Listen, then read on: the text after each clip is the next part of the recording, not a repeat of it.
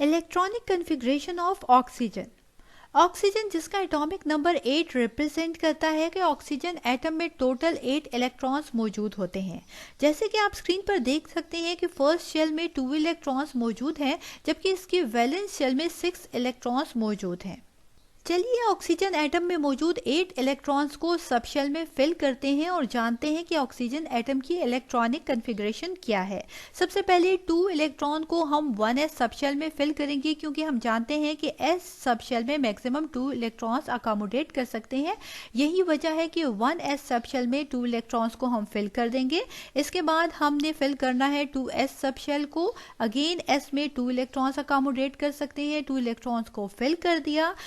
हमारे पास total 4 electrons fill हो चुके हैं। अब हमारे पास कितने इलेक्ट्रॉन्स रह चुके हैं? 4 इलेक्ट्रॉन्स रह चुके हैं जिनकी हमने फिलिंग करनी है।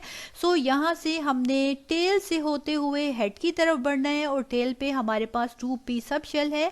p सब शेल में 6 इलेक्ट्रॉन्स अकोमोडेट कर सकते हैं। 4 हमारे पास रिमेनिंग है। 4 इलेक्ट्रॉन्स यहाँ पर 2p सब शेल में फिल हो जाएंगे।